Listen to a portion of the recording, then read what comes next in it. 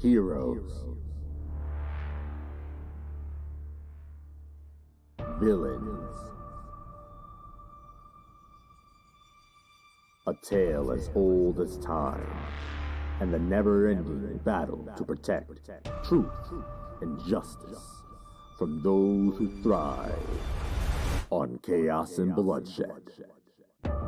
Come with us as we peel back the mask on your beloved Crusaders of Light and dive deep into the dark and twisted abyss of your most feared and hated harbingers of doom. Follow your host, Power Maximus, and everyone's favorite demigod, Lord Triage, as they take a trip down the rabbit hole that is everything super. So, are you a hero or a villain? Either way, find that super suit and suit up for the Super Breakdown.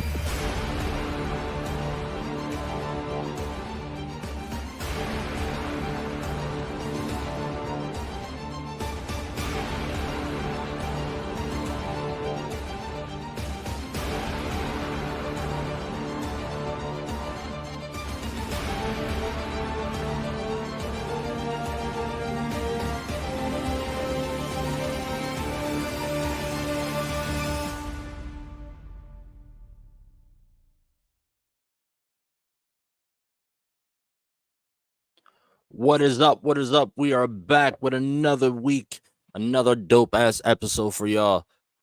So, we got a big change of plans. Last week, if you tuned in, we said we're going to go over Terry McGinnis versus Miguel O'Hara. For those who don't know what the real names are, we were going to go over Batman Beyond versus Spider-Man 2099. But we just thought of it. I didn't know that D23 was happening. It just happened. It just happened last week. What day was it? Triage. It was literally just the other day. Yeah, just the other day. So we didn't know. I didn't know that happened. So guess what we doing today? We will be going over the D23 review, and like normally, I'm like, oh, it's Disney shit. It ain't got no, if they're not talking about Marvel, I don't want to hear it. But nah, they actually had a lot of interesting drops that were that actually had me kind of interested. So let's get into it. All right, so from D23, what was the thing that like kind of stuck out to you the most, Triage? Well, we got our first glance at the actual Red Hulk, Mr. Harrison Ford, Mr. Indiana Jones himself, the Mr. President out here hulking out. Nah, yeah, I thought that was really, really, really dope to see. I'm glad that we got to see that. Because like, just the scenes that we saw from the first trailer of Brave New World, I just felt like it didn't really do it it didn't do too much justice for him. But I'm interested to see if like more so how it looks actually on the screen, because I don't know, when I saw him, I was looking, I was like, I don't know, why does his skin seem a little rubbery? Like not actual rubber, but it just didn't seem like it had been like fully rendered. There wasn't a lot of texture to it. At least from the clip I saw. Maybe there's like, I have to scour YouTube, maybe see if I could find a cleaner clip. But nah, to me, it looks dope. First off, it's fucking Harrison Ford. You already know what Harrison Ford about to do. Mm-hmm. Even though those Indiana Jones movies, the last two, I say the last two, the last two Indiana Jones movies the script wasn't good, but Harrison Ford playing that character again, this is a character he's been playing for decades. He's gonna do good. It's Harrison fucking Ford. He's gonna do great. He's a seasoned like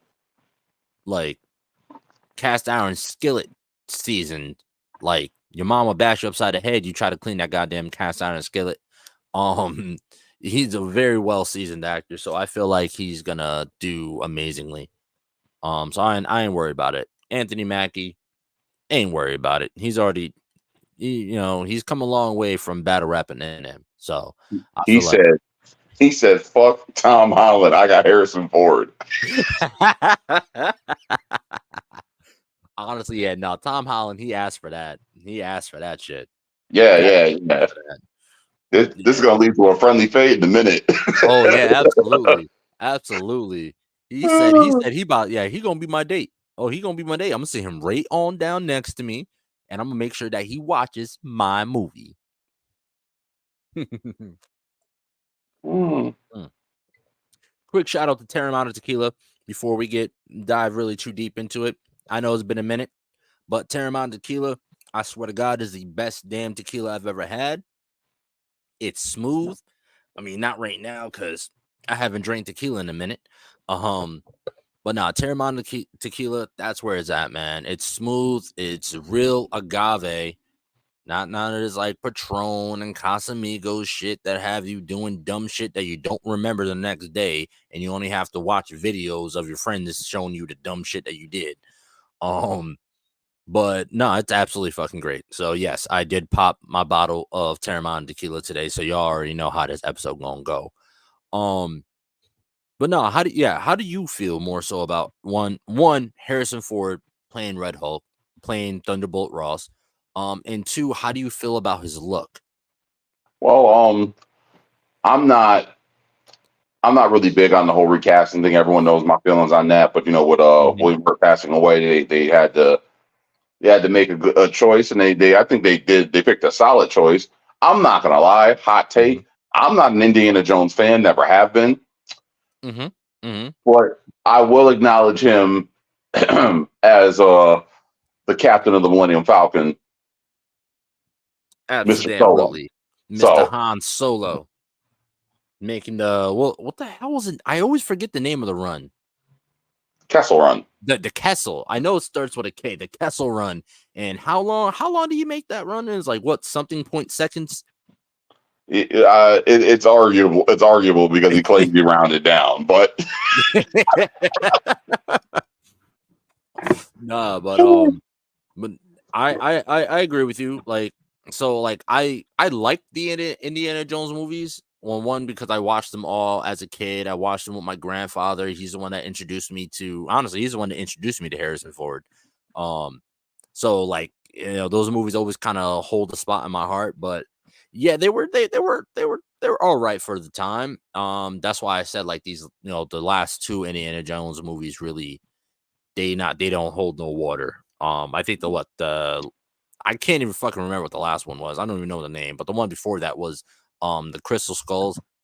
But again, it's Harrison Ford, so he as an actor, he was solid. He portrayed the role that they gave him. He portrayed the script that they gave him.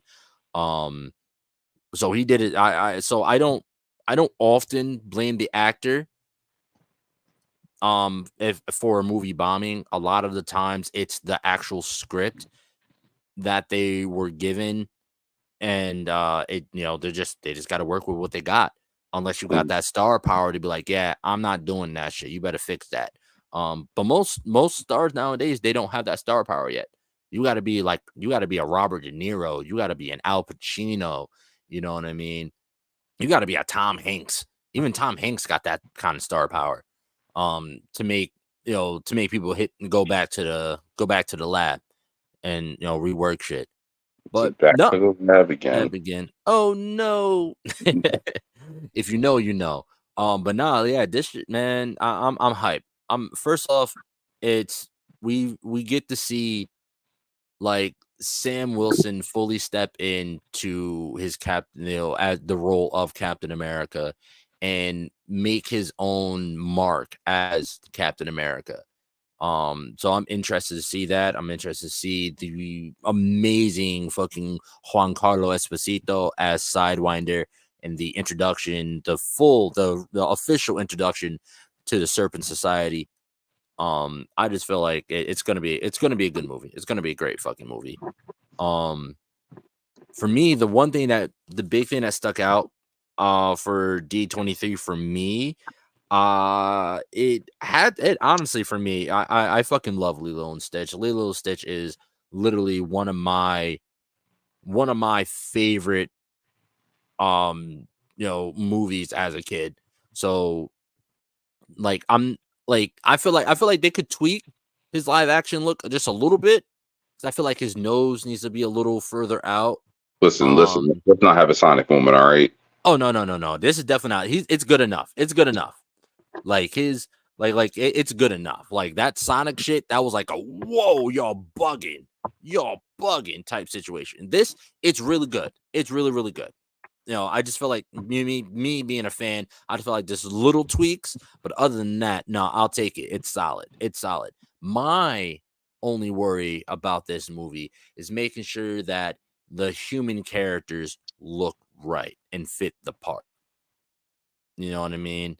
I feel like it's just gonna be. I mean, so first off, when they first brought up started the presentation for it, it said rebooting on the screen. So I'm seeing this as a full reboot of the of the series, which is quite interesting to me. I really don't feel like it needed to be rebooted, but if they're doing it live action, even then, if you're doing a live action, you don't really need to call it a reboot. You're just, unless you're changing the story. Well, it depends because I'm not sure where the actual Lilo and Stitch story comes from. I'm not sure if it's like I don't want to say Caribbean, if it's like Polynesian, yeah, like Hawaiian. like fairy tale or story or anything like that, because a lot of people said like Mulan was completely different from the animated movie, but I was like, was it different from the anime? Was it different in the aspect that they changed it, or was it actually closer to the actual story? Mm, mm. Like, you got to Now, remember, a lot of these fairy tales got puffed up for children. yeah, big time. The story of Cinderella, the story of Pocahontas that they tell is not the story of Pocahontas that's been told. That is yeah. We all know that. Now the thing that the story of Lilo and Stitch, that is to my knowledge, that is a completely original thing. They was like, one day they were like, you know what? Let's see what happens if we drop an alien experiment in Hawaii, where the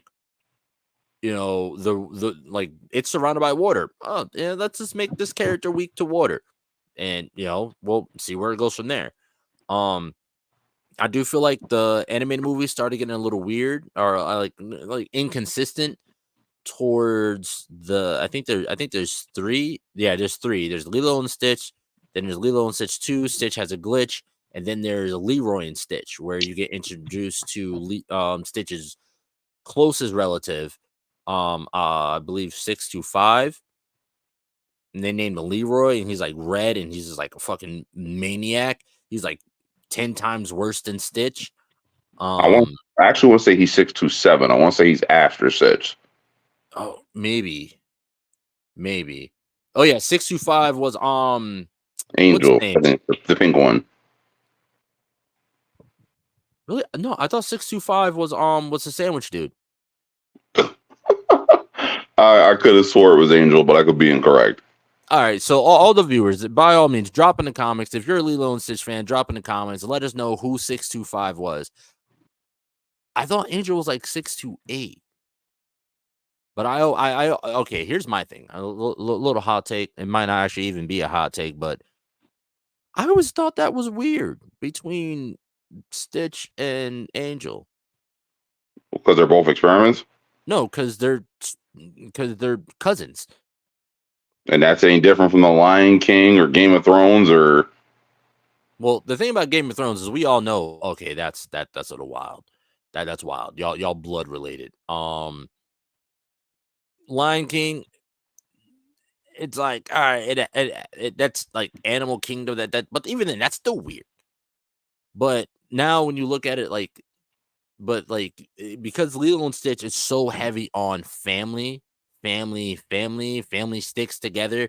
I always felt like the whole thing between and the fact that Stitch is like, all right, all of you experiments are my cousin, especially if you went back and watched the Disney animated series for Lilo and Stitch, which again I still love. Actually, I introduced the little one to it not too long ago, and he liked it.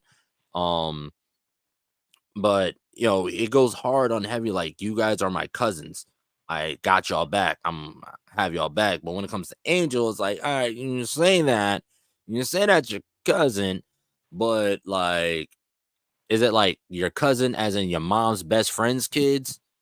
Or is your cousin as in your auntie's kids? You know And what I'm you saying? are way overthinking this. I really am, just because I'm just like, that's a little weird, bro. But all right, whatever. I'll take what it is. I'll take it for what it is.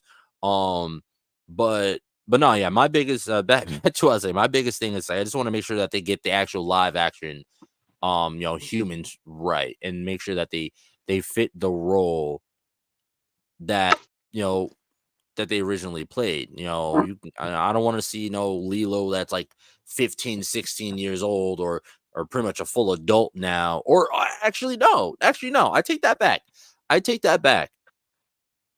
I would be down for a story of them later in life, now that they're older. Like, there's been a bunch of like fan art and fanfics where like, it's Lilo and Stitch, it's later in their life. Lilo's actually become a part of the that whole council or whatever, and like, she's like representing Earth, or she's like a bounty hunter with Stitch or something along those lines, where like she's working in space with the aliens and shit. Mm. So I'll tell you, that's my only worry. But no, they announced a bunch of really other interesting shit as well. One of, and also, I talked about this before we started with the theme park shit that they're doing with the theme parks. That's a lot. And I want to say that because if you compare all the shit that they're talking about now, doing now with the theme parks, as compared to what was going on like during COVID, their cruise lines and the theme parks, everything, even after COVID, everything just going straight downhill. Bro, as soon as Bob Iger came back and got into that seat, Disney's been on the fucking up and up. Because remember, Bob Iger stepped down during COVID, and this other Bob dude stepped into place to take over the company, and this shit just went downhill straight into like a fucking full nosedive spiral. Yeah, so I'm interested to see where they decide to go with this. Let me take a look. Let's take a look at the comments real quick, because we got comments coming in from Facebook. Let's take a look here. Let's see. Shout out to everyone watching on Facebook. Shout out to everyone watching on Twitch. Shout out to everyone watching on YouTube. We appreciate it. We appreciate the love. Definitely. But yeah, so it looks like I was correct. 625 is the sandwich guy. Yeah. See, I had a feeling I was right. I'm usually right on these kind of things. But nah, it's it. The theme park shit, it's kind of crazy, because literally they just went from like the theme parks dying to, as soon as Bob Iger steps back in, shit, not, oh, we're opening up this attraction at a theme park, that attraction for the theme park. And these aren't just like small roller coaster rides. No, these are full in-depth experiences. I'm pretty sure, I think Universal Studios just did the same thing. They just worked on an entire interactive like whole experience attraction based on the MonsterVerse. Well, not the Godzilla and type shit MonsterVerse, but the classic Universal monster, like fucking the werewolf, the Wolfman, Dracula, Frankenstein, the Mummy. All that shit is now an interactive experience, an entire massive ass attraction at their so I'm interested in that. Super dope. Yeah. And because you know me, I honestly, right down in my soul, I just hoped and prayed that that fucking MonsterVerse that they were gonna do was going to be great, and then Tom Cruise stepped in and got it all fucked up. Hey man, it's Tommy Boy. I'm just saying, like, so my biggest problem with Tom Cruise, and I'm gonna say this because I don't plan on ever having Tom Cruise on the show. my biggest thing with Tom Cruise is that like anything he touches that's not his own, it just gets driven hard, like fucking nosedive driven into the ground. Anything that he makes and he produces on his own is great. But anytime you bring Tom Cruise on as an actor for anything, give it up. Whatever you're doing is gonna fail. Um, what was something else that kind of like caught your eye during the D23? Mufasa. Now, for me, I'm iffy on that, like because it's like, do we really need the backstory? Is that something that we need right now? Like, how do you feel about that? About them doing So, the movie in general? well, initially, I'm not gonna lie, I haven't sat through the actual live action Lion King, but technically, we don't really consider that live action, but y'all know what I mean. So, Yeah. but I haven't liked a live action interpretation of a Disney movie yet, with the exception of the Jungle Book. Yeah. Because I feel Like, like the Jungle Book, they've been doing the Jungle Book live action for years. Like, I wasn't blown away by Aladdin. I wasn't blown away by Beauty and the Beast.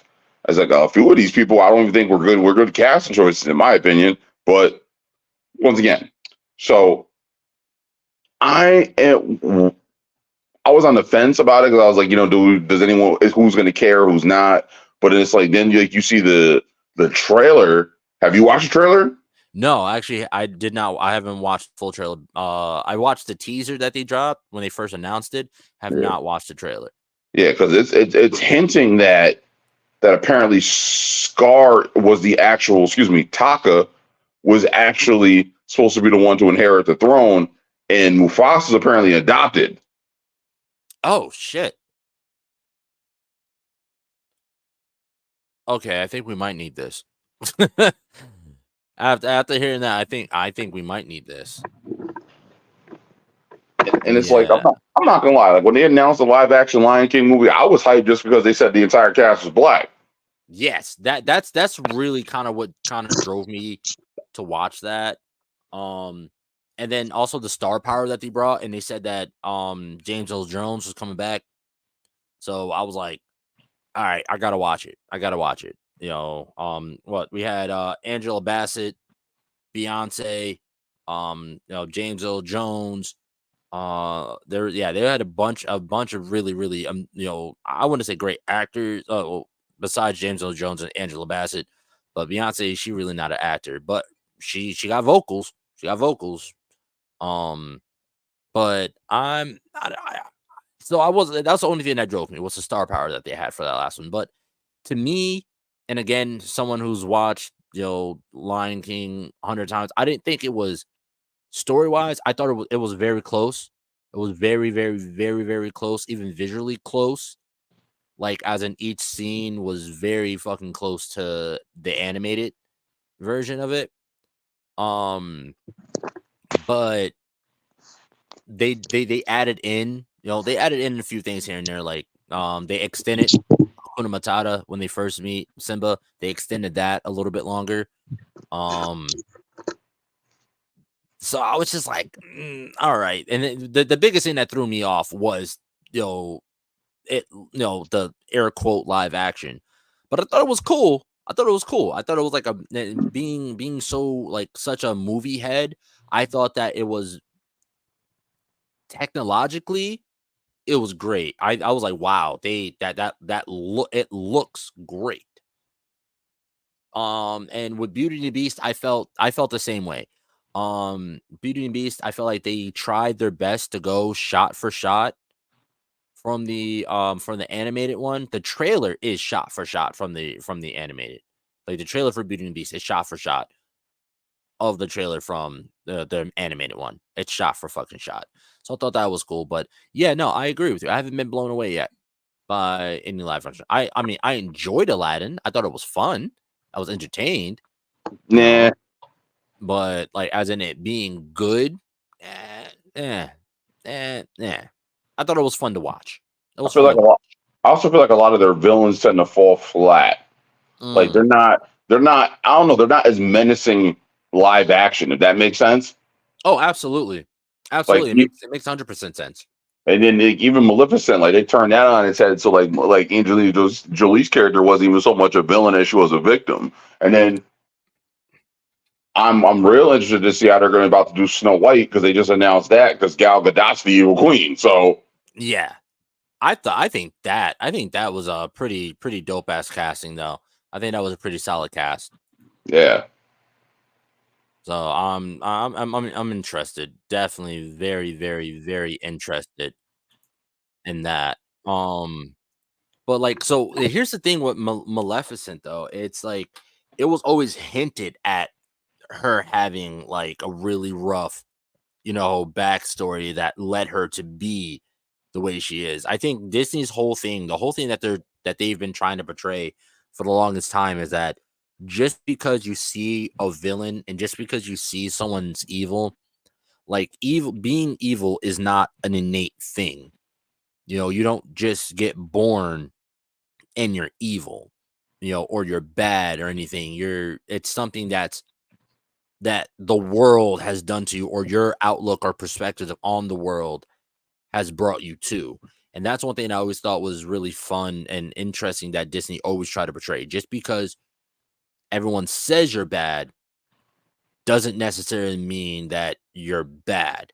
And I feel like it's very different from, the biggest issue that we have right now with a lot of things that have to do with superheroes is, like you always say, they won't let the bad guy be the bad guy. It's a little bit different with Disney. They're showing that, all right, well, the bad guy isn't necessarily the bad guy, and that there's always two sides to the story. Just because you're looking at the story initially from the protagonist point of view, the protagonist sees this person as bad and evil. But if you look at it, if you change your perspective and you look at it from the antagonist point of view, they've had some shit that has brought them to the point that they are at. Well, Cobra Kai was like that because it's like if you like that whole scene like where he's sitting there and he's telling him like he literally tells him from his perspective what happened. In his mind, Daniel LaRusso showed up in town, picked a fight with his boys, got served, had his fucking his old man beat up his squad, and then trained him to beat him and take his title from him while taking his girl. So it's like in his mind, like Daniel LaRusso was the villain. So it's like it makes perfect sense. Yeah. And so that's something that I always find interesting. And that also goes for life in general too. Like it's a good skill in life to look at things from other people's perspectives, because one, you also don't know what anyone has going on in their own personal life at any given time. You know what I mean? But you're also not experiencing their life the way that they're experiencing it. So Very that true. there's two sides to every story, and sometimes there's three. There's this side, that side, and then there's the truth, depending on what where you look at things. And that's what I found was cool about Maleficent, because shit kind of like came full circle in that story. For Angelina Jolie's character, it all comes full circle. It shows that there's a reason for her, acting the way that she acted. Is because she's pretty much doing onto others the way they did onto her. She's just getting her lick back. So I'm interested to see, this perspective that they go for, and we get to see what caused the rivalry between Taka and Mufasa. So I think that's gonna be pretty fucking fun. Now the other thing that stuck out for me, and for you, you're probably not even gonna give a damn, but Incredibles 3. No, of course that stuck out to me. I definitely Okay. give it to him. All right, cool. I just wanted to double check because I know, there's an age gap between me and you. So I know there's certain shit that I'm into that you may not be into. But Listen, that first Incredibles was fucking epic. yeah, the second one, I didn't think it was bad. It was a nice continuation. I felt satisfied at the end of it. And answered a lot of questions, that everyone wanted to know. I do feel like it was kind of wild to have to wait 13 years to see what happens the next day. So that did suck. So I'm glad that this is coming out sooner than later. I just hope they're able to keep the momentum. You know what I mean? I just hope they're able to keep the momentum, and this one is equally as good as the first one and the second one. I thought the second one was. What were your thoughts on the second one? I didn't hate it. If anything, it should have showed that they established, so they were a little bit more established with their powers. Because especially with Jack, because if they're doing another one, if anything, we should see that they're a little bit older, and maybe it's Violet, Dash, and Jack who are actually doing the saving while their parents are kind of quarterbacking. Yeah, that would be really cool. That would be really cool. I saw somebody had random ass idea for if they were to do like a TV series for Incredibles, have it be based off of Edna Mode, and she's trying to figure out who she can pass the torch to, because like she's like she can't be making super suits for the rest of her life. So so the idea was that Edna Mode ends up putting on a competition to find four superhero suit designers that can pretty much be her her successors, and have like a whole kind of like contest story specifically for like based on that. And I was like, that's kind of cool. I'd watch that. So hopefully maybe Disney, you hear that, Disney Pixar, you hear that, take that idea and make sure that person, track the person down who had the idea, give them their money, make sure they get their money. But nah, I'm interested. I just need them to make sure that they do this right. That they do it right and correct, and it still has the same soul, the same spirit as the first two movies did. Because that's the biggest thing when people do sequels, and or if they start the trilogy, like the soul and the spirit starts to die, because they start to see, oh, we can make money from this. So it starts to become a cash grab rather than doing it just to do it for the fans and putting that same amount of love into it. Yeah, it starts being about the money instead of the storytelling. Exactly. So that's my thing when it comes to Toy Story 5. I want to know if it's going to be about the storytelling or if it's going to be about the money. We're on 5. Fucking 5. They're half as bad as the Fast series at this point. Yeah, I'm not gonna lie, because I don't feel we needed 4. I'm not gonna lie. Yeah, 1, 2, and 3 were kind of it for me, and then like when it went to 4, it's like 5, and now 5. I'm like, come on now, what more can you do with a bunch of toys? Let me rephrase that. Where else can you take the movies? Because Space. The center of the earth, the bottom of the ocean, some poor person's rectum. And that's why I decided to change the way I phrase that, because a lot of things that people can figure out to do with toys. I used to work somewhere where they sold toys. Yeah, so thinking about Toy Story in that light is like, that's scary and bothersome. If all the toys in Toy Story are sentient, if all the toys, I feel like you're about to go very sausage party with this. Yeah, absolutely am. Oh my God. I'm not gonna go all the way there. I'm just gonna leave the implications out there for people to think about. Like Toy Story 5, Toy Story. If everything labeled as a toy in the Toy Story universe is sentient,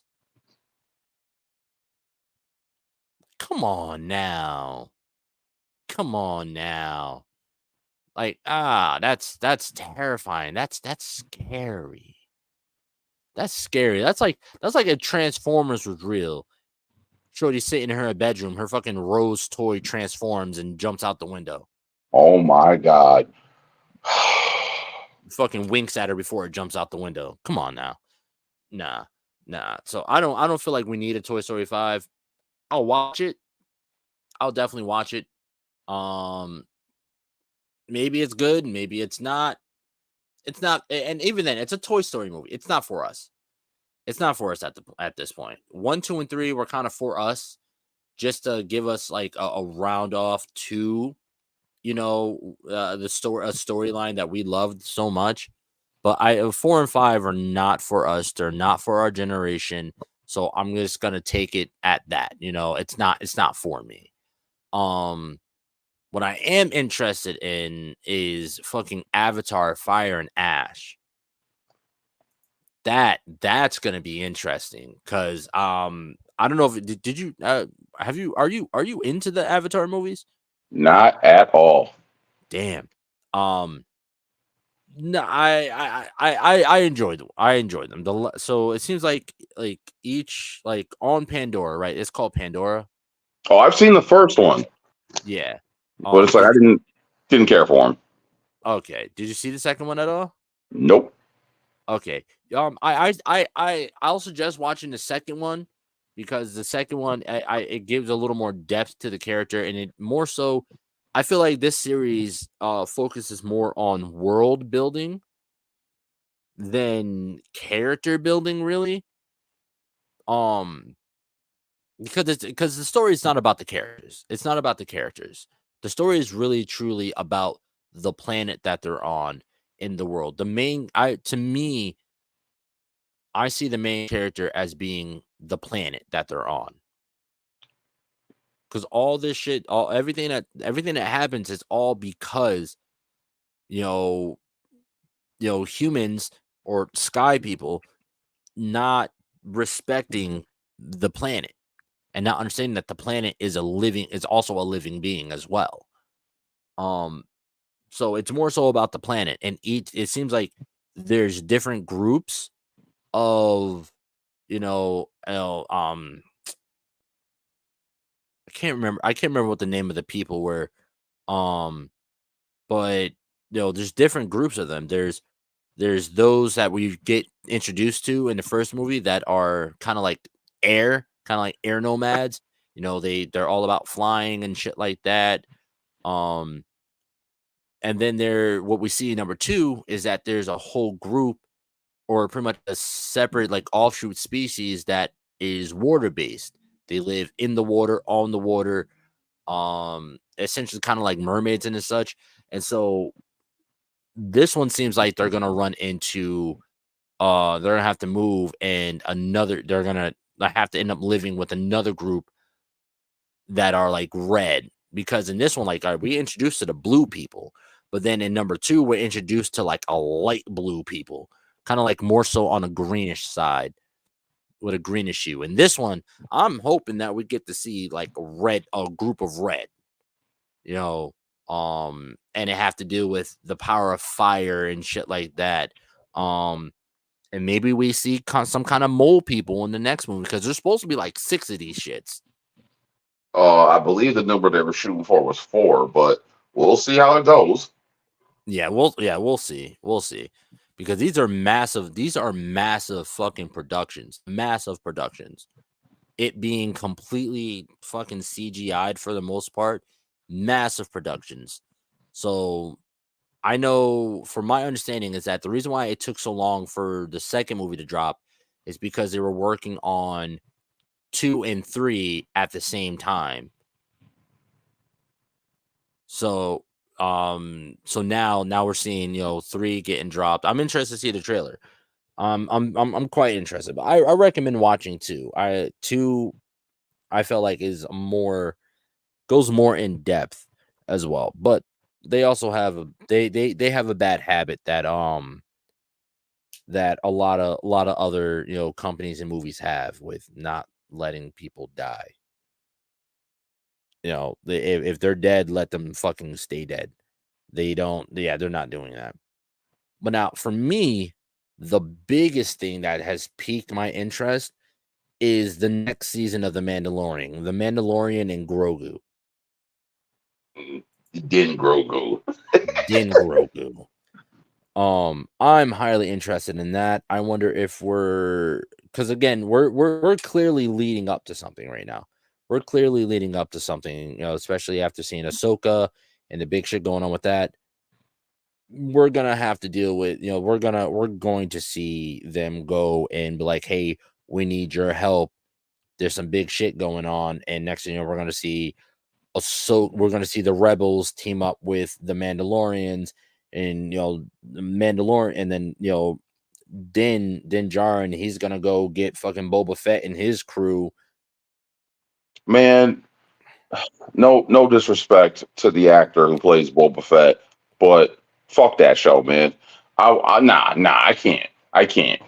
Oh, My let's get into that. Nah, that show was not. I could have done completely without that. I get that they wanted to retcon it and bring Boba back because Boba's quote unquote him.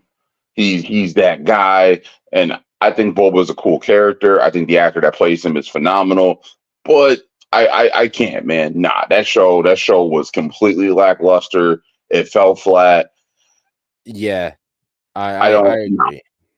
Like No. I absolutely agree with you. Like I enjoyed it because again, they brought back Boba, and they were trying, making him retcon because he's supposed to be that nigga. I'll say it properly because you didn't say it right the last time. He's not that guy. No, he's that nigga apparently.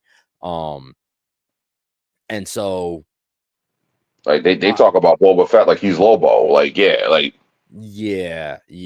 But and even then in that show, I didn't see that.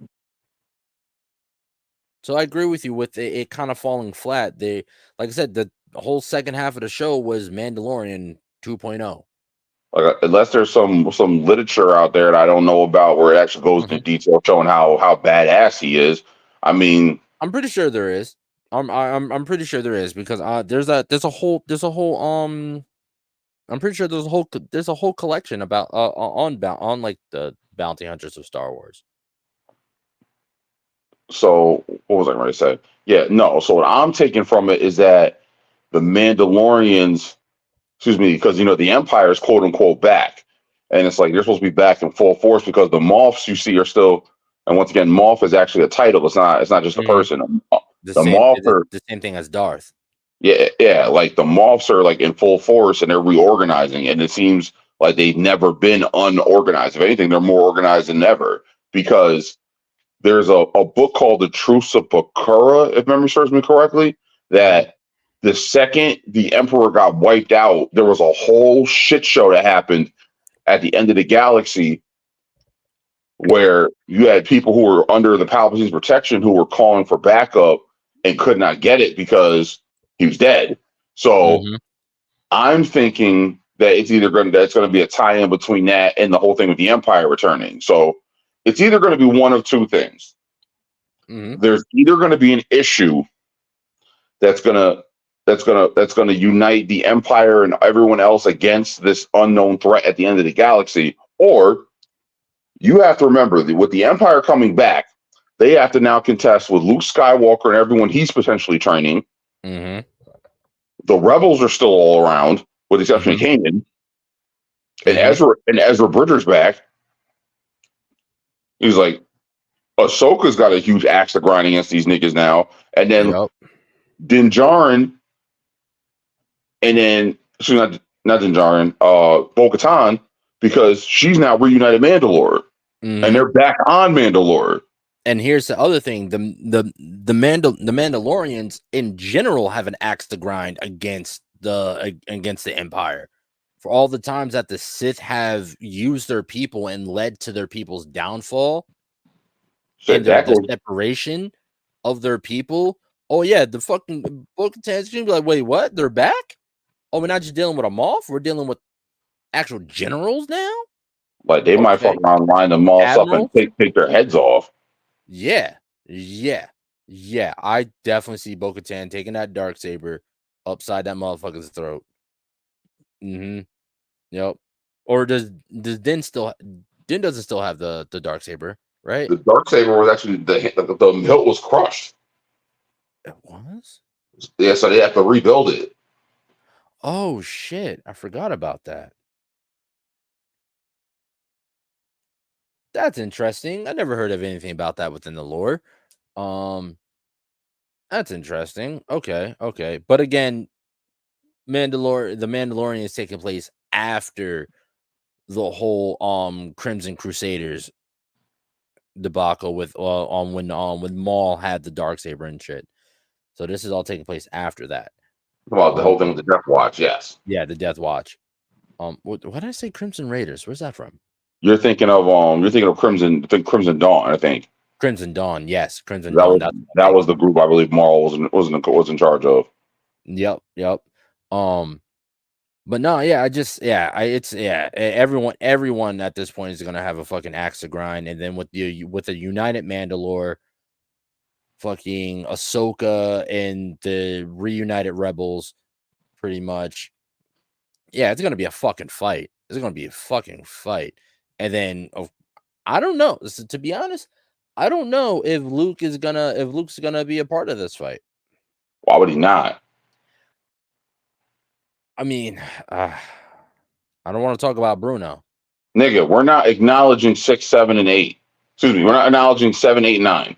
No. Yeah, So no, that has nothing to do with anything. yeah. So So, but at the same time, I feel like Luke is.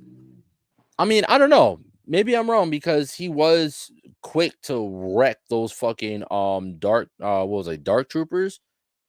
mhm. Yeah, he was real quick to wreck them motherfuckers in order to get Grogu. And to my knowledge, at this point in time, Grogu is the only person that he's trained. Like, because the temple wasn't even finished building when he was working with Grogu. Like, he still had the robots building his temple. So, I mean, at at that point, yeah, I don't think he's gonna have any disciples. I think if he does show up, it's just gonna be him. And maybe we'll see him like, hey, yo, little one, take this.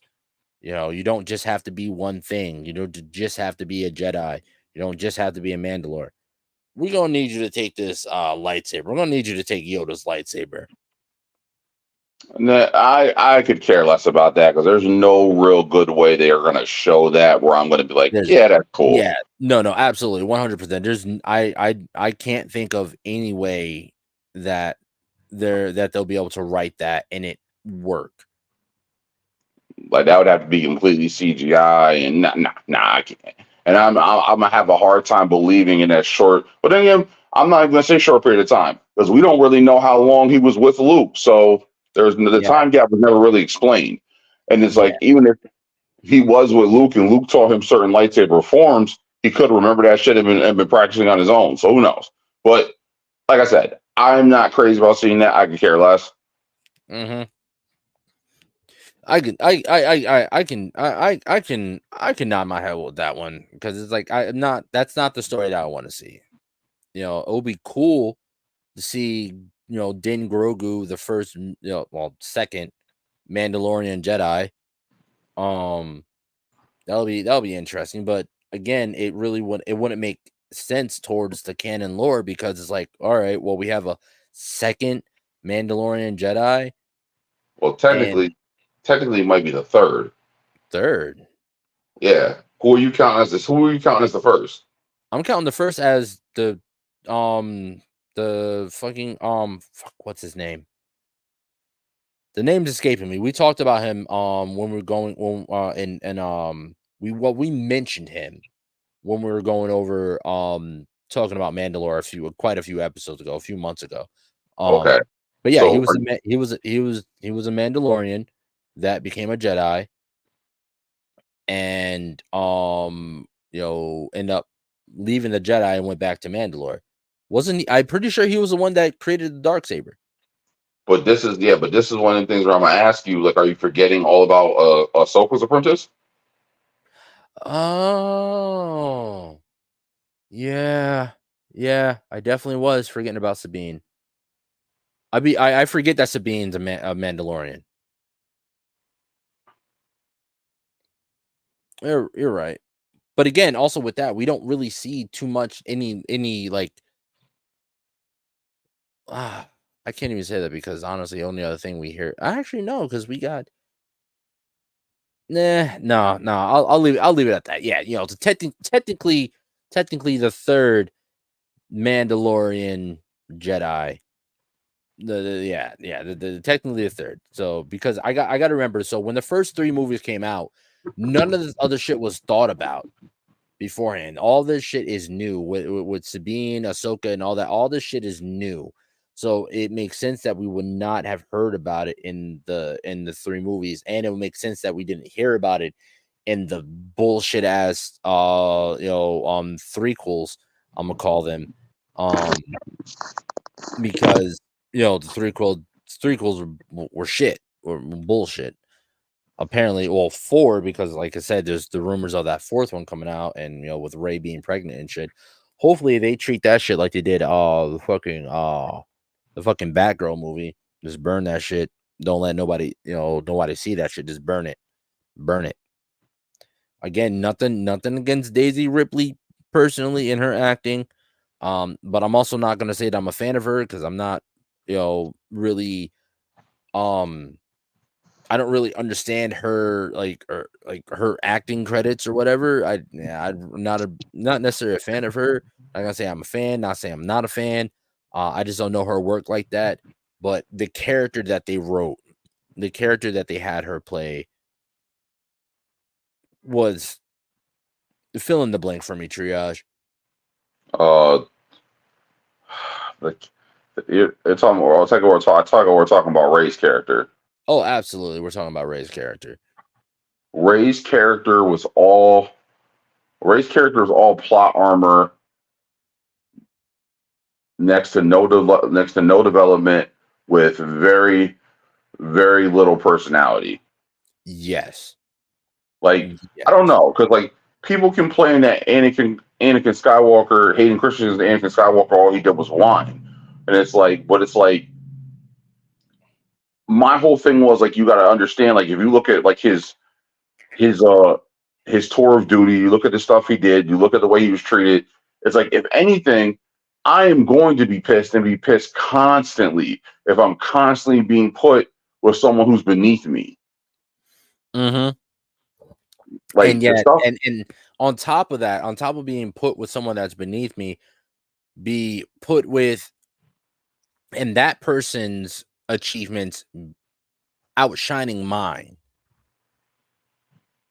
Like I'm clearly better than this person that you have training me. I'm clearly better than this person that you have training me. Yet you always applaud his achievements above mine. That's the way I kind of saw it in Anakin's mind. It's like, yo, I've literally proven myself in every task that you set before me. Everything that you've asked me to do, I've done without question and got it done. And yet you still applaud this other person above me. So I feel like Anakin's character is nothing like Rey's character. Nothing like Rey's character. On the other hand, to me, I feel like Rey's character fucking got handed everything. She was applauded for shit that like wasn't even that really big of a deal. Yeah.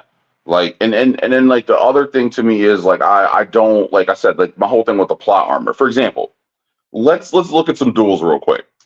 Go for it. So you're gonna look at like the whole reason why Obi-Wan Kenobi got promoted to knight is because he was reaching the end of his trial. He was reaching the end of his training, and he even said that he was ready for the trials himself. And Qui-Gon acknowledged that there was very little that he had left to teach him. And then he skips his trials because he defeats Maul. Yep, the first Jedi to defeat a Sith in centuries. Yes. So as far as they knew anyway. Mm-hmm. So we know there's according to the Acolyte, there's been cover-ups. Quite a few. Mm-hmm. So if you look at it from that aspect, so he had to defeat someone who was not. I would actually say Maul was superior in skill. Yes. I would say that, yeah. I wouldn't say too far, but definitely I also feel like I would say Maul had more heart in it. Well, Like Maul was like fucking he was for the Sith life. 100%. I feel like he had, both he had the skill advantage over him because one, we already, if you read any of the literature, if even I'm gonna keep saying it to the day I die, and I promise you I will finish this fucking book. But like if you reading Darth Bane's story, they tell you that anyone wielding a double-bladed lightsaber is highly fucking skilled. Highly skilled. It take like there was very few people in Bane's class that were able to wield the double blade. So so Maul had the skill advantage over him, but I also feel like he wanted that shit. Because you gotta remember that whole fight, that the whole kind of fight, Obi-Wan was kind of thrown, they were thrown into that fight. Qui-Gon knew what his job was, you know what I mean, as being the master. He's like, this is a Sith, my job is to kill this nigga. That's what I've been training for this shit. Obi-Wan on the end is like, oh, he's from, well, we also understand like Qui-Gon and everyone, they were all from they were trained by the, well, what the High Republic, the golden age of the Jedi. Their masters, like Qui-Gon and everyone above him, their masters were from the golden age of the Jedi, the High Republic. They're the ones training them, and so they brought that training down to, onto Obi-Wan and his generation of Jedi masters. shit. So Qui-Gon's master was the greatest fucking duelist in duelist the of all time. time. Yeah, fucking the Count Dooku. And then Dooku was trained by Yoda, who, spoiler alert, if you haven't watched the Acolyte, you're late. You're gonna have to deal with this spoiler. If not, click off and then click back in about 5 minutes. But and then Dooku was trained by Yoda, who we now know that Yoda was alive during we will clearly, because of his age, we know he was alive, but we actually see him at the end in, like, was it a post-credit scene or was it right after? Either way, I want to say it was post credit. yeah, post-credit scene in the Acolyte of Master Venestra, going into Yoda's office, and you see the back of Yoda's head and shit like that. And she goes to tell him about this, which pisses me off about Yoda a little bit. But again, this is also before Yoda kind of had before Yoda reached enlightenment. I'm gonna say this. I'll say that to Yoda's defense. Before Yoda reached enlightenment on the entirety of pretty much the Jedi Order, I feel like Yoda only really reached that enlightenment, I'd say, in Clone Wars. When the Clone Wars started, that's when Yoda started to be like, hold on, maybe there's something more going on here within the Force than I am able. And that's when he goes on that whole venture. They'll seek out more information within the Force. We see him. He ends up going to Darth Bane's tomb, having a conversation with Darth Bane's Force ghost, or dark side ghost, whatever you want to call it. And so on and so forth. So we see Yoda at the end of that. So that kind of all trickles down. So Dooku was trained by I'm gonna say standard-minded post Rasan Reformation Yoda, where the Jedi were pretty much just political kind of pawns in a way, where they weren't the warriors that they used to be. They were pretty much pacified in a sense to become, to be more political and stuff like that. So I don't know. I just feel like it's kind of trickled down for Obi-Wan. I feel like he was thrown into that fight where Maul was like, yeah, this is what I've been waiting for. This is what I've been waiting for. Let's do it. While Obi-Wan was like, damn, I gotta fight this nigga. This is my job. Oh shit, this is my job. I Well, thought I was just learning some cool tricks and learning some inner peace, and I'm supposed to be the symbol of peace for the galaxy. I really gotta fight this nigga. You know what I mean? That kind of that ideology. yeah, it became all hands on deck real quick. Yep. So, Yeah. I mean, so if you look at it from that aspect, now let's shift up the ladder a little bit. Mm-hmm.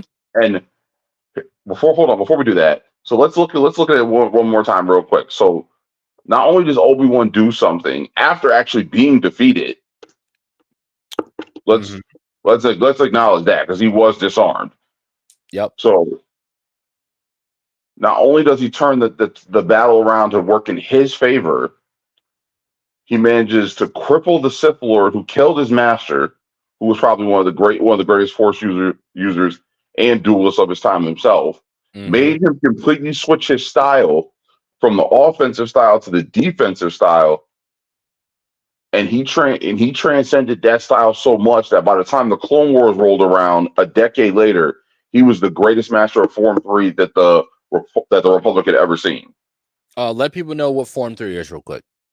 Form 3 is Surisu. Surisu is the defensive style. Yep. All right. Fast forward. There you go. So yeah. Now we switch to Anakin Skywalker, who is his disciple. Anakin was hands down labeled to be one of the greatest Jedi to ever live, period. Had potential that was off the charts. The first time he comes up against Dooku, Dooku decides to end the battle by taking off his hand. Mm-hmm. Right? Yep.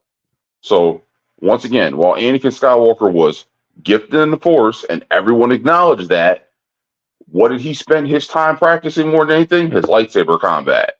Mm-hmm. This is one of the reasons why people argue that Obi-Wan Kenobi was able to hold his own against Anakin, because Anakin spent all his time focusing on his dueling skills. So by the time that the Clone Wars was about to end, Anakin was proficient in Jinso, which is the aggressive offensive style, and he was in. And I'm sorry to cut you off, but one thing I also want to point out is that the Force, using the Force is also, so it's literally 50-50. Literally 50-50. Half of a duel is your lightsaber combat. The second half is using the Force to, one, anticipate your opponent's movements, two, a Force shield to protect you from some of their attacks, the lightsaber attacks, right? And then three, to also enhance your own physical bodily movements using the Force to get the upper hand on your opponent, right? So it's 50-50, right? So that was the difference between Anakin and Obi-Wan.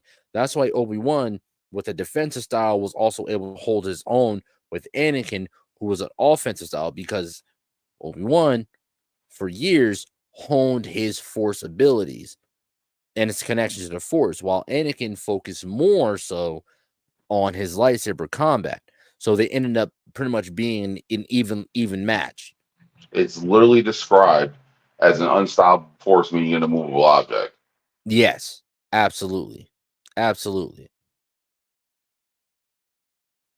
Absolutely. Sorry to cut you off. I'm sorry. Go ahead.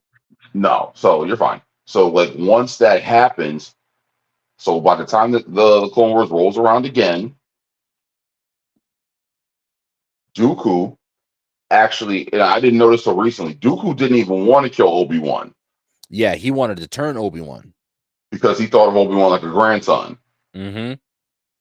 So Palpatine already had all this worked out in his head, though, because he told Dooku in the event that he lost the duel that he would make sure that he was arrested and taken in, and then that they would spring him later. Mm-hmm. But when Once Anakin, he took over. yeah, once Anakin disarms him, literally, quite literally, Mm-hmm. that's why when he goes kill him now, that's why he looks at him in shock like that. Like, really, nigga? This wasn't the plan? This wasn't Like, the plan? You and said then we were gonna try to turn Obi-Wan. and in his last moments, he realized that he had learned very little about the dark side, and that by looking up at Anakin holding both his blades, that both his blade and his own, that he realized that Anakin was more of a Sith than Dooku had ever been. Mm-hmm. And That's I feel like that moment was the true moment where Anakin, with that switch got flipped for Anakin. Because that was because the whole thing was he was supposed to be brought in and tried by the council, and then his fate was to be decided by the council. what happened to Ahsoka. Mm-hmm. His fate was supposed to be decided by the council, but also that also makes sense by then, because he already had resentment to the council. That's why that decision was a little bit easier for him to make, and that order was easier for him to follow. Because at the end of the day, no, the Jedi don't answer to the Senate. They're not supposed to answer to the Senate. The Jedi answer to the council. The council speaks to the Senate. They don't answer to the Senate. They speak to the Senate.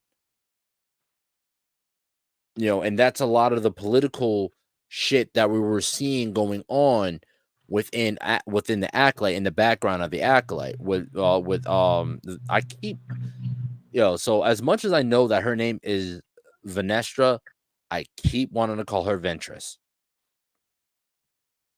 I don't know why. I keep wanting to call her Ventress, as in Saj Ventress. But yeah, Venestra, with that whole political bullshit in the background. Yeah, the council is the ones that speak to, because there's still a hierarchy within this. There's still a chain of command within this universe. And after the Rasan reformations, the Jedi weren't acting on their own accord as defenders of the Republic. They end up after the Rasan reformations. For those of you who don't know what the Rasan reformation is, I will gladly and with open heart guide you to the story of Darth Bane. Because Triage, you are a fucking godsend. You open my fucking mind and my eyes so much by allowing me to read this book, and I promise you I will finish book 3. I promise you I will finish book 3 and get that back to you. But I guide you all to the books, to the series of Darth Bane, Path of Destruction, Rule of Two, and then Dynasty of Evil. All 3 of those books, I refer you to them. If you are a Star Wars fan, they are a must read. A fucking must read. But I digress. But yeah, the Rasan after the Rasan reformations, the Jedi pretty much answered to the Senate. The council had to answer to the Senate, so there's a whole hierarchy there. So for Anakin to it took him a minute to to follow the order, but for him to follow the order from a senator and not from his master, for me, that's when that switch was flipped. And that's why I hate when people talk so much shit about Anakin and yet praise Rey, because Rey didn't go through shit. Rey really didn't go through shit. And for them to give her that level of plot armor, is fucking disgusting to me. Like, she got more plot armor than fucking Goku. I swear she does. She has more plot armor than Goku. Well, Dragon Ball Z isn't about plot armor. Dragon Ball Z to me is just, at some points, it's just very poor writing or lackadaisical. Yeah, but I mean, in the end, the entirety of the plot is for Goku to continuously and always get stronger. So that definitely it's plot armor. With her, she's the main character. So we're just introducing her, so she can't lose. We can't make her lose, even though she is a brand new character. This is her first time being fucking introduced. But also where the poor writing comes in is you gave her 3 movies. You gave her 3 movies and gave her 0 character development, but gave her all of the all the power development. She had fucking power development from the beginning. From the fucking beginning. And it wasn't like, oh, she clumsily stumbled on to, because look at Anakin. Look at Anakin. Anakin was a child when he was first brought into the Jedi Order. Even though he is, a manifestation of the Force, which is why his metachlorian level is so fucking high. Right? They try to play the same thing when it came to Rey. Right? But at the same time, Anakin had already gone through, before he became Darth Vader, he had already gone through 20 some odd years of Jedi training before he got to the level that Rey was, got the level of Force use and lightsaber use that fucking Rey was from in the first movie. I was actually just going to go on to the fact that simply one, she had an upper level dark side power and accent, which was fucking insane to me with the lightning. And then 2 is that you never actually see her lose any sort of combat, which will make her character progress. Like Luke Skywalker lost a hand, Anakin Skywalker lost a hand. Okay, if anything, so you're trying to tell me that she beats Kylo running in a lightsaber duel as a novice and has never once wielded a lightsaber? It doesn't make any sense. Mind you, Kylo, one, had been trained by the strong, by chronologically, however you say the word, canonly, the strongest fucking Jedi, Luke Skywalker, the strongest fucking Jedi, he was trained by him for X amount of years before being trained by Snoke, who was the dark side. So he has both light side training, he has both Jedi training and Sith training. As we all know, those who are fans of Star Wars and Star Wars lore, those who go from being a Jedi to being a Sith are fucking monsters. Every Jedi that has that we know that we know of that has turned size from Jedi to Sith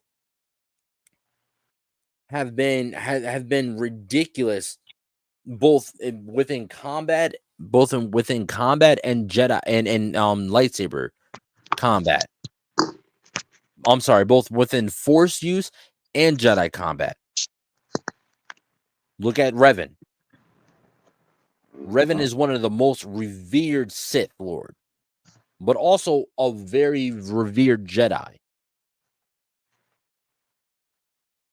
And it took him alone. Well, him and Malgus. I haven't read that. I haven't read that yet, but I'm pretty sure it was both him and Malgus together. Was Malgus straight Sith, or was he also Jedi turned Sith?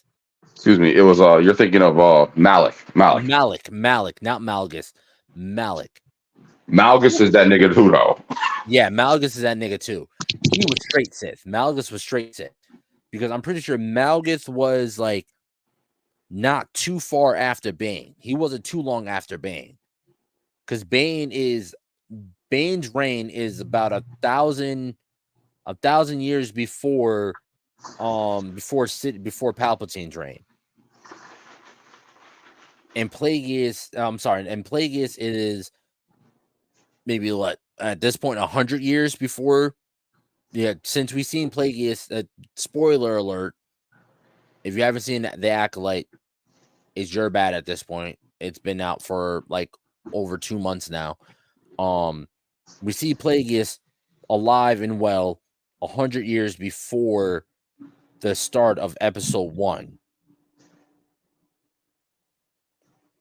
So, and so Malgus was maybe like 300-400 years before Plagueis. But also Malgus, I'm pretty sure he had an assault on Coruscant as well. But yeah, no, but correct me if I'm wrong. Malik, was he straight Sith or was he Jedi turned Sith? He was Jedi turned Sith also. Yeah, so we have two Jedi turned Sith, Malik and Revan, who were side by side running at the same fucking time. That they were the ones that ended up. They were the ones that ended the first war before we see the Brotherhood of Evil, right? Correct. Well, Revan was. Revan turned back to the light. Yeah, Revan turned back to the light. And he was the one that also assisted the Mandalorians during that time as well. Because his helmet that he wore was a Mandalorian helmet, was a helmet of one of the I think the third Mandalore. Yes, this helmet was Mandalorian. I can't remember how it was he got it. Because in his book, if I remember correctly, he found it. I know in his book they actually go on a hunt for a Mandalorian helmet as a rite of passage for someone to take over and rule the planet. Yes, yeah. So and he finds the helmet of I'm pretty sure it's the third Mandalore. For those of you who know, the Mandalore is the title of that of the person who was leading the Mandalorians, the Mandalore. I'm pretty sure it's the third. I think it's Mandalore the Conqueror. He finds his helmet. It's either Mandalore the Conqueror or the Mandalore after him that he ends up finding. That's the helmet that he ends up finding. He goes on that quest to find that helmet.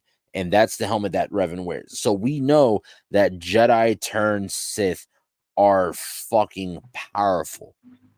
So right there, right off the rip, that doesn't tell you when someone is trained both in the light and the dark side of the Force, they are stronger than anyone from one side. Revan had Force lightning thrown at him by one of the highest and strongest Sith masters there was.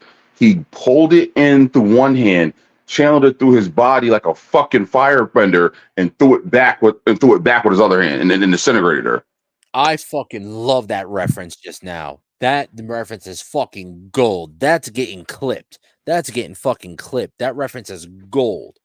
Because that's as soon as you started saying that, is exactly the first thing I thought was firebender. That is blurred fucking, that's level 7 fucking fully. And by the way, you can check out our level 7 merch on our website, thesuperbreakdown.com. Check out our merch. We have level 7 merch. We have fuck prep time merch. We have so much fucking merch going on. But let's take a minute real quick. We'll get back to this. Let's hear from some of our podcast friends that are doing some awesome things in the nerd and blurred community.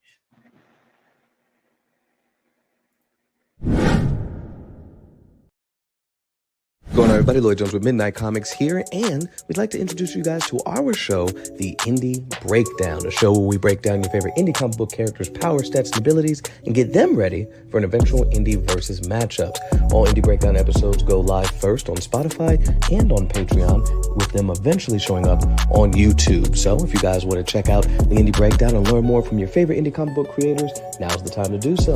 We hope you guys decide to tune in, and remember, until next time, midnight is coming.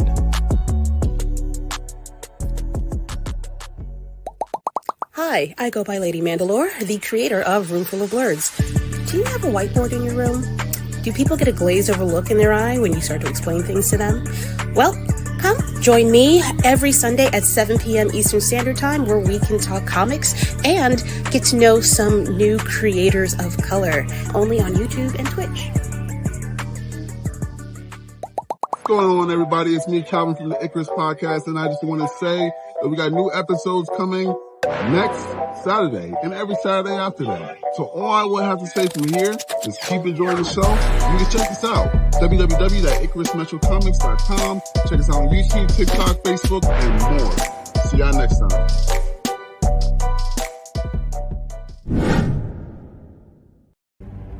Join the Pulse. We're excited to announce the launch of Heartline Comics' newest line, the Barcode Collection. Our fresh drop just hit the internet and is turning heads. Imagine this. You're rocking our merch, and friends can scan the barcodes to instantly connect with the Heartline Comics website. It's a game changer. Stay ahead of the curve and never miss a beat. Subscribe to our website for exclusive alerts on the latest merch drops and the newest comics hitting the shelves. Be part of the Heartline community and show off your style with pride. Trust us, you don't want to miss this. All right, and we're back. Again, that was Midnight Comics, Room Full of Blurs, as well as the Icarus Comics / Icarus Podcast and Heartline Comics. Heartline Comics got their merch out. Now check it out, the Barcode Collection. It is fire. It is dope. I love it. Check them out. Same thing with Midnight Comics. You know, their indie verses is awesome. Speaking with the bunch of, like, literally, it's I have been introduced to a whole new world after speaking with them, and it is absolutely wonderful. Whether it between the merch line, between their own comic book series, between all the other indie comic book creators that they interview on Indie Breakdown, it's absolutely awesome. I definitely 100% recommend checking them out. Same thing with Room Full of Blurs, Lady Mandalore. She is doing some amazing things within the podcast community as well as her teaming up with Blurred's Eye View / Blurred Station. Check out Blurred Station. They're doing some amazing things within the Blurred community. If you don't know what a blurred is a black nerd. So if you are a black nerd, by all means, put your hands up and go check out Midnight Comics, Room Full of Blurs, as well as Icarus Comics and Icarus Podcast and Heartline Comics. It is absolutely amazing. You're gonna love it. But yeah, so D23 has they dropped a lot. There was a lot. There's 10, 15, 16, 17, about 17 different things that they revealed within that. Moana 2, Monster Jam, Avatar, Fire and Ice, Toy Story 5, Elio as well. We also gotta talk about Elio as well. What about the one for the culture? The one for the culture? Yeah, did you not Ironheart? Oh, what? Whoa. Ironheart? I didn't see that. I didn't see that. Riri Williams is back, man. What? I did not see that one. I'm looking that up as soon as we get done with the show. I'm checking that out. I did not see that they revealed Ironheart. Oh shit. Okay. All right. We're gonna get into that. Matter of fact, did you feel comfortable getting into that right now, or do you want to wait? Oh, so no. So I'm about to say nah, because I'm about to say, because if you out the loop, we're gonna wait. All right. Bet. We'll talk about that at a later date. Elio also, who is, we had a main character of color who feels alienated by, by the rest of his people and the people around him, and he ends up getting abducted by a group of aliens because they think that he's the leader of Earth and shit like that, and it goes on a whole intergalactic adventure. Elio, that's also one for the culture as well. We got Incredibles 3, we got Zootopia 2, we got Frozen 3, we got The Mandalorian and Grogu. We got more visuals for Captain America: Brave New World. I didn't see what they did for Fantastic Four. I didn't see that. They basically just showed a clip of the cast who was playing the Fantastic Four and them addressing the audience. It was nothing really, really big. But how about, did you see the Skeleton Crew thing? Yeah, I heard about that. I did hear about Skeleton Crew. So I took it almost as like a Star Wars take on the Goonies. Wait, what? That's what it looks like. All right, Like, I gotta look that one up too. I heard these, about it. I didn't see clips from it. these kids basically get zapped across a galaxy on this adventure, and that's what it gave. It really gave me like Goonies feel, but like within the Star Wars universe. Oh wow. Okay. All right. I'm gonna check that one out too. So the Ironheart reveal, and the skeleton crew. I saw only thing that I've seen for that is the logo, which is very resemblant of the Bad Batch logo. Yes. That's the most I've seen in that. We also got Freakier Friday. We got to see I'm Lindsay confused. Lohan and Jamie Lee Curtis on stage. I honestly, personally, could care less. The first movie was cool and fun. I don't know where they can possibly go with this one. But again, we got the first look at Stitch live action for Lilo and Stitch, the first look at Snow White, and I'm pretty sure we got the first look at Tron Ares as well, the Tron 3, as well as Mufasa.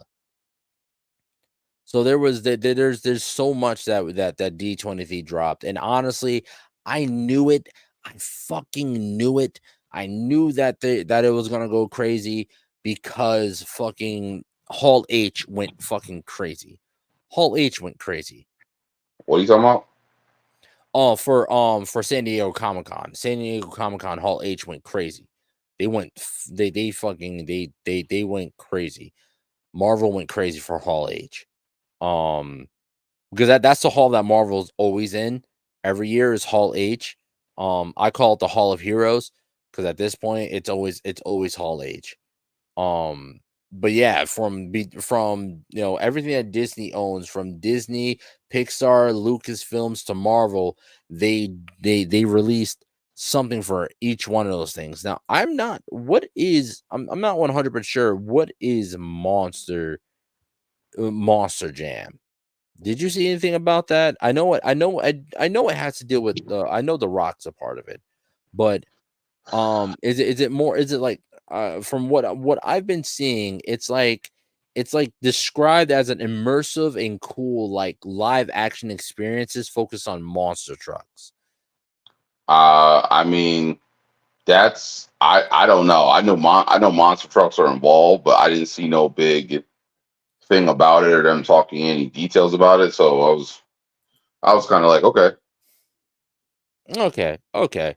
Yeah, no, I was just interested because I didn't really see too much about it. Clearly, people weren't really too enthused about it because there weren't really that many like, posts about it. But okay, and monster trucks are cool. They're I cool, guess. I guess. Listen, in this country, you do not add interest to your dick. You get a lifetime insurance policy for it. Nigga, wait, what? Hold on, repeat that? You never heard that quote from The Departed? No, I have not. Yeah, Repeat that. Jack Nicholson said it. He's like, in this country, you do not add interest to your dick. You get a lifetime insurance policy for it. Oh, okay. All right. I get it now. That's wild. I mean, yeah, I see the big tires and the jumping over the cars. It's like I was never wowed by it. I don't know. Maybe I'm not, Bob. Yeah, the backflips and the backflips in a vehicle and shit like that. Yeah, I get it. I've been wanting to bring the little one to it because the little one loves cars and monster trucks are like super cars and shit like that. Cars on steroids. Yeah, cars on steroids. Yeah, he's a it's like stereotypical young man. He loves big cars. They go fast. They're loud. So he's really, really, really, really interested in it. So I was gonna bring him to a monster truck show because they do a lot of those monster jams out in this area. And they even give away free tickets on a regular basis. But yeah, so yeah, nah, I'm not too wild about that. But Yeah, I don't know, but D23 for the most part, like it was absolutely it was a fucking crowd pleaser from my understanding, and I heard they had a whole appearance by Deadpool, did a whole song and dance number for Deadpool again. They did the same thing for San Diego Comic-Con. Um, but no, honestly, D23 they dropped a lot of stuff, and interestingly, a lot of stuff that I'm like actually kind of hyped for. I enjoyed watching Moana, the first one. I definitely enjoyed that. The little one also loved Moana as well. Me personally, I'm very very interested in the Polynesian and Hawaiian culture as well. So Moana 2, I'm interested in. Avatar Fire and Ash, I thoroughly enjoyed that. Toy Story 5, I definitely can go without. Elio, it's definitely something good for the little one. Incredibles 2, that's for me. Incredibles 3, I'm sorry, that's for me. I'm watching Incredibles 3. Zootopia, the first one was actually a little not like it was not That, as much for kids as I thought. listen, man, that movie was great. I don't care what no one says. Mhm. They No, had to I uncover I a whole agree. scandal. They were out there selling rock. Like that shit was wild. No, absolutely. Absolutely. I 100% agree. No, I thoroughly enjoyed Zootopia 1. There was a lot of Nigga, you like show me a Disney movie with a Breaking Bad reference. oh my god. There were so many references in that movie. Like I can't even fucking really think about them right off the rip. I gotta watch it again to point them all out. But there was like so like although like that was like it was a kids movie, but it definitely wasn't for like it definitely wasn't like 10 and under. It was not a 10 and under kind of movie. Actually, I'm gonna watch that shit right now. Do you know what? Damn right. Damn right. I'm gonna see if the wifey wants to sit down and watch Zootopia again, even though we've watched it about 5 times because the little one loves it. Um, like I feel like it was good enough for the younger ages to watch, and then it was also great enough for the adults to watch it with them and be like, oh shit, okay, yeah, me and the kids, we laughing at different parts of the movie. Frozen 3, I enjoyed the first one. The second one was all right. So I want to see where they're gonna go with the third one. The next season of The Mandalorian, I'm excited to see where they're gonna go with this. Brave New World, I said all I can say about that. First steps, we talked about it in the last episode when we did the Deadpool versus Wolverine spoiler cast, um as well as the San Diego Comic-Con review. Um When it comes to Frozen, I'm just curious of whether or not they're gonna finally reveal the LCK. I'm just curious. See, my problem with that is like who's she gonna be gay with? It's Disney. They'll figure it out. They'll figure it out, I guess, but I feel like I feel like also the heavy part of that is the fact that like so my understanding from the first from at least the second Frozen movie was that like she's not I don't think she's not into dudes. I feel like she's just a very high maintenance. She's like, nah, you gonna have to work for this. You want to be with me, you need to be on the same level as me. So I don't see it as her being gay. I just see it as niggas just ain't worth it to her. None of the niggas she's around is worth it. All the niggas that and that I think that's in the second. What was it in the first or the second? Yeah, the first movie. That's really where what was kind of driving it home. Her like, yo, you just met this nigga and you already trying to marry him. You trying to like he's trying to get married because of the status quo. So I saw Elsa as like more so of a rebel towards the status quo. Towards nah, don't just marry a nigga just because he just wants to marry you because you're a princess and he wants to rule, he wants to be a part of ruling our country, which is the strongest nation. No, don't fuck with that nigga. Don't fuck with it. If somebody want to marry you, make sure it's because they truly love you, or make sure that they're on your level. I think it was about like woman's worth more than fuck them niggas. You know what I mean? That's what I got from it more so. Because again, I was also, I was raised by predominantly women, so I have a different like kind of outlook on certain shit. So for me, I saw it as her promoting woman's worth more so than fuck them niggas over there. You know what I mean? So I'm interested to see where they can take it. I kind of feel like 2 kind of like did its, kind of like wrapped it all up. I don't really think a 3 is necessary, but I'll see what the story is about. Brave New, and then Captain America: Brave New World. I already said all I could say about that shit. It's gonna be fucking fire. It's gonna be great. We get a black Captain America in my lifetime. In our lifetime, we get a black Captain America. We get to see Sam Wilson in our lifetime as Captain America. Fantastic Four first steps. I'm intrigued to see what they do with it because this is technically the 3rd iteration of the Fantastic Four. On the big screen, their 4th Fantastic Four movie. So I'm just trying to see what they're gonna try to do with it, and especially like we said last episode with Galactus being the big bad. Who really how are they really gonna fight Galactus? You know what I'm saying? And maybe that's my ignorance on the comic books, because clearly Galactus is a villain of the Fantastic Four, but he's also a villain of every fucking Marvel hero majority of the time. So I'm interested to see on how the Fantastic Four actually fights Galactus. Freakier Friday, I could care less. Lilo and Stitch, I'm interested to see how they do the human aspect of it all. Snow White, also can care less. It's cool. Could care less. Tron Ares. I'm gonna go back and watch the Tron movies again because this is What? the 3rd Tron movie. I'm Listen, what? interested. Listen, What? you are just a glutton for punishment, man. Like I don't get it. Like, are you that guy who like drags their balls across a cheeseburger for a laugh? Like, I don't get it. And what I choose to do with my balls is my choice.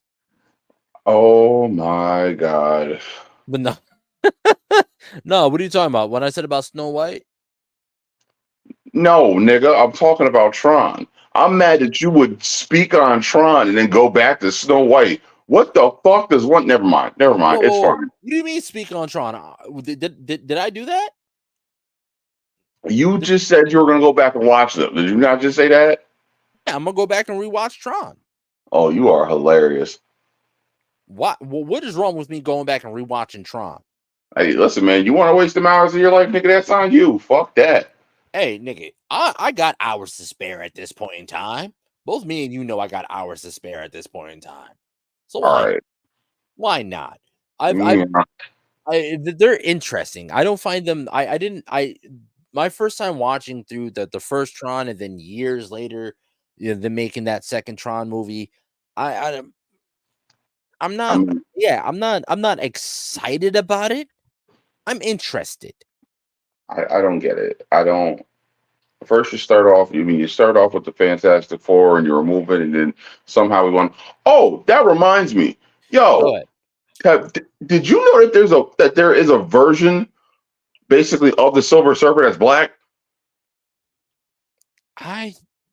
Okay. Do you mean like his metal is black, No, no, no. or he's a Like black guy? he is black.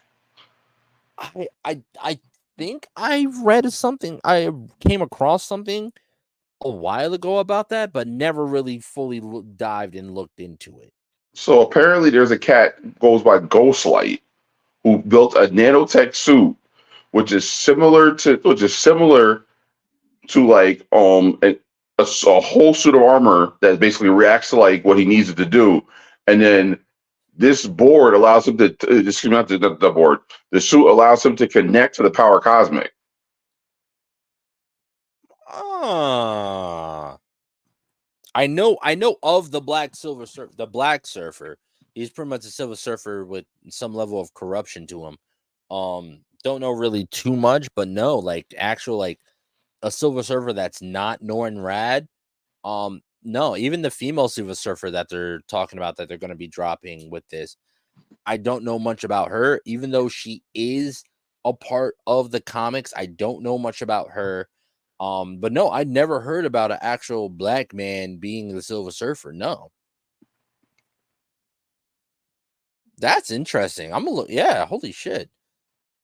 And he builds a nanotech suit that can connect to the power cosmic. Yes. Now that's interesting. I'm gonna look into that.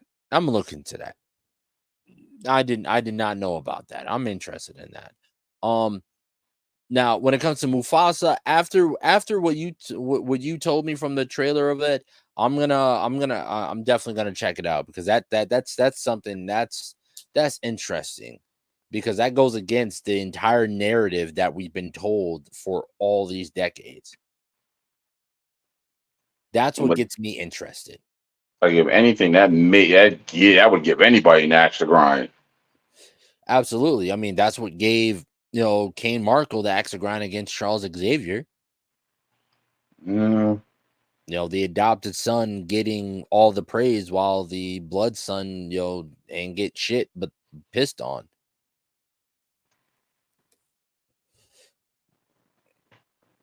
So I don't know. This entire list that they dropped, I'd say I'm about 80 to 90% invested in their lineup. 80 to 90% invested in. Me, I've never been to Disneyland. I've never been to Disney World. Never been to anything fucking big and industry related, really. But I think it's really cool what they're doing with their theme parks. I think it's fun for the people that decide to pay that much money to go. That's cool. I'm just a nigga that ain't got money like that. To be taking trips to Disneyland, Disney World, and Universal Studios and shit like that. But for those who do, I hope the shit's dope. I hope the shit's awesome. But more so, I think it's cool because knowing where they were before, like during COVID to where they are now, with just within like half a year to a year, that's a big turnaround for me. That's such a big turnaround for me. So I'm interested. So what is your overall thoughts on the line, on the showcase, on the D23 showcase overall? Well, I mean, so far they've checked all the boxes. Is that we're going to get to see some stuff for the adults. We're going to see some stuff for the kids. We're going to get to see some stuff for the people who are adults, can appreciate it like kids, and some kids who are going to look to the future to stuff that they're going to do in further installments. So, hey, did you hear about the variant theory? Oh God, variants. Okay, go ahead. What do you mean variant theory? So there's a variant. So you remember in in Deadpool how they had the whole thing where there's a person who is who's an anchor for the reality. Yeah. And it's usually a main hero or a main villain. Mm-hmm. So this was the theory I heard about the King Dynasty movie that's no longer coming out. Okay, go ahead. Once again, Mr. Majors, my brother, I salute you. Absolutely. We Majors, we salute you. Hey, yo, listen, bro. If you're interested to speak your heart, you can more than welcome to come on this show and speak how you feel on this show, brother. Because clearly you ain't got to worry about ramifications, because they acting funny towards you, bro. They acting real funny towards you. So by all means, if you want to speak your piece, or speak your mind, by all means, bro, you welcome to come on the show and speak your mind. But yeah, so what was going on with it? So it was supposed to be that I read that the idea was going to be that in order to deal with the Council of Kangs, what they were going to do was they were going to take key people who are anchors from the timelines to stop him. Okay. So you were going to get to see like the Spider-Man come back. You were going to get to see Wolverine, and then like a few people who you didn't see in the Deadpool movie. Okay. And they were supposed to lose that fight, which was going to basically lead to Secret Wars. Damn. You know what? I mean, I don't know. I'm interested in that. That would have been cool. Um, that would have been cool. I mean, because I feel like, so to my understanding, the only thing that really was like the is the I don't know if this is the right word, the antithesis of the Council of Kings, pretty much the opposite of the Council of Kings, was the Council of Reeds. So I would have been interested in seeing that Council of Reeds, or see our heroes, or the whatever group of Avengers they decided to assemble for that. I would be interested to see that, be headed up by the Council of Reeds. Because so far we have what, 4 different Reed Richards. We got the one from the original live action. We have, from the original 2 movies. We have the 3rd Reed Richards from the Fan 4 stick. We don't talk about Bruno. We're not going to go any further than that. Then we have on John Krasinski. Krasinski. What is it, Krasinski or Krasinski? That's me.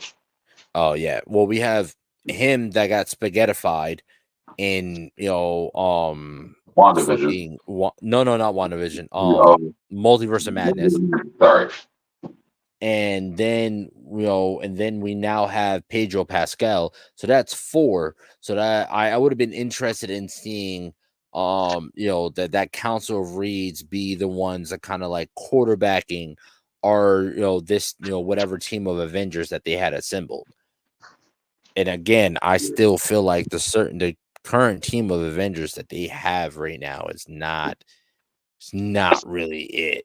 They not really it. I feel like they don't have the power on their side to take on cosmic level threats. Only Avenger that we've seen that has the strength. The only 2 Avengers that in my opinion have the power to take on cosmic level threats is Carol Danvers, Captain Marvel, ooh, and Thor. That's it. Nobody else. Those are the only 2 people that are still around that could take on cosmic level threats. Again, granted, Steve Rogers took a punch to the face from Thanos with the Infinity Gauntlet on and ate that shit. But Steve Rogers isn't currently around, so yeah. I don't know. I'm interested to see where they're going with this. Was there anything else that you had on it? No, that was it. But I was considering that. How does, if that is the case? Because I'm curious, because it's like, it's one of those things like, is the Beyonder watching right now and just hasn't said anything? Like, because we haven't seen him at all. Not at all. We've seen Owatu. That's it. As a watcher. So the way I see it is, I was like, because like when you look at Marvel, you got to look at it in as a hierarchy level. We have the one above all, which is like their god, the Marvel god, right? Which to me is Stan Lee. But then below the one above all, you have the Celestials, right? And then below the Celestials, you have the Eternals, right? But then as an offshoot from the Eternals, on the opposite side, you have the Deviants, which are on the same level as the Eternals. And then below the Eternals, I'd say you have the Watchers or the Beyonders. Which one? I would definitely say the Beyonder, because the Beyonder will actually get involved. Yeah, you have the Beyonder, and then below the Beyonder, you have the Watchers, and then below the Watcher, you have everyone else. Oh, well, no, because then you got the Beyonder, because you got the Beyonder, and then you have I'd say okay, so I put the Living Tribunal above the beyond above Owatu and the Watchers because the Living Tribunal does get involved on a regular basis. He actually does get involved more than the Watchers do. And to my knowledge, Owatu is the only Watcher that has gotten involved within the Marvel universe, whether it be comic books or MCU. So I put the Living Tribunal above him, and then we also got to take into account the what were they called? The group that Sidorak is a part of. Who? Sidorak, the person that gave Juggernaut his powers. Oh, I am drawing a blank at this moment. Yeah, we had an episode about it a few months back during March. So go through our March episodes, look at our Juggernaut episode, and for those of you watching, you'll be able to get a quick dive of that. But yeah, so I'd put I put like a Watu in the Watchers right above kind of like everyone else in a way. When it comes to like cosmic wise, yeah, I'd say it goes the one above all, Celestials, Eternals, and Deviants, and then below that we got the Beyonders, and then the Watchers on a Celestial level. If you guys feel like that it's a little bit different, by all means drop it in the comments, let us know. But no, I feel like that's like the most accurate kind of like power hierarchy. So I don't know. I'm interested to see what Disney and Marvel are about to fucking do, because it seems like they're gearing up for some awesome wild ass shit. So we shall see. We definitely shall see. But no, yeah, bro. You got any final remarks? No, final remarks. Final remarks. Wow, the mouse has let us down at times. Never been against him. Holy shit! Wow, yeah, that's good. That's good. That's good. Yeah. Fuck. I kind of can't think of anything to kind of combat that. That's pretty on point right there. The mouse may fuck up here and there, but the mouse, he know how to come back. He know how to bounce back. He got it. Yeah. Oh, apparently it's not even the mouse anymore. Yeah, I heard Apparently, that. yeah, apparently Mickey's not their mascot anymore. That's also another thing that they announced as well. It's actually an older character, a dragon character of theirs. I'm calling bullshit. I'm calling bullshit. Mickey still got his hand up that dragon's ass. Like, oh, you're taking my place, huh? Oh, Ha ha! Can nobody take the mouse place? I don't give a damn how much fire you breathe. Ha ha! These white gloves do magic. the inside 1,000 years of death. That's fucking hilarious. Oh my god, yeah, but no, my final remarks is with all this, yeah, man, I agree. The mouse may be down sometimes, the mouse may seem out sometimes, but don't ever bet against him. He's gonna come back tenfold. How long that reign lasts, before he has a downfall, that's led up to interpretation. You never know. It shit happens. Everyone has their downfalls, but I feel like to me that shows that the mouse is mortal and that the mouse can bleed. Okay, so the mouse is Xerxes. Yes. So here's how I see it. I see Marvel as Superman and like DC kind of like as Batman in a way. I don't know. So can you bleed? Maybe. Yes. But yeah, so in this situation, and in the current climate of things, the mouse is most certainly certainly Superman in this. He's fucking. He may be down, he may be out, like the death of Superman, but he never stays down. He never stays down. In the words of Captain America, he can do this all day. But no, yeah, man, I agree that's it's pretty fucking but no, with that said, that has been the super breakdown for this week. Tune in next week. You want to do Terry McGinnis and Miguel O'Hara next week? Sure. Let's leave that up there unless we did something better.